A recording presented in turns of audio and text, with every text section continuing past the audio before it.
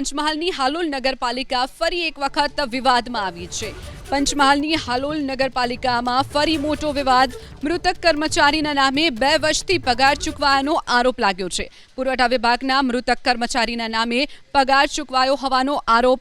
કર્મચારી વિરાંગ પરીખ પર મૃતકના નામે પગાર ચાઉ કરવાનો આરોપ લાગ્યો છે।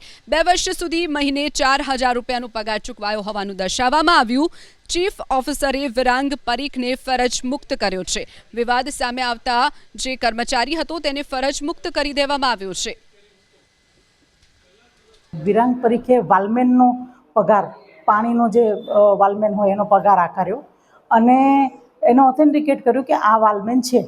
પછી ત્યારબાદ તેઓએ મેકમ ક્લાર્ક તરીકે એને ફરીથી ઓથેન્ટિક કર્યું કે ભાઈ આ એનું પગાર બિલ ચૂકવવા પાત્ર છે। ત્યારબાદ તે ઓફિસ સુપ્રિન્ટેન્ડન્ટ તરીકે પણ જ્યારે એકાઉન્ટ શાખાને મોકલે છે બિલ બનાવવા માટે થઈને ત્યારે 3 વખત એને આવી રીતે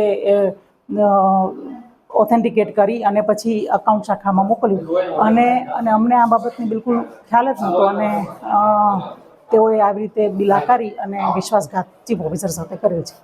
એમને 4,000 લેખે 2 વર્ષ સુધી આ પ્રકારનો પગાર આકાર્યો છે। એટલે લગભગ 98,000 જેવી રકમ એમને નગરપાલિકાને નુકસાન કર્યું છે।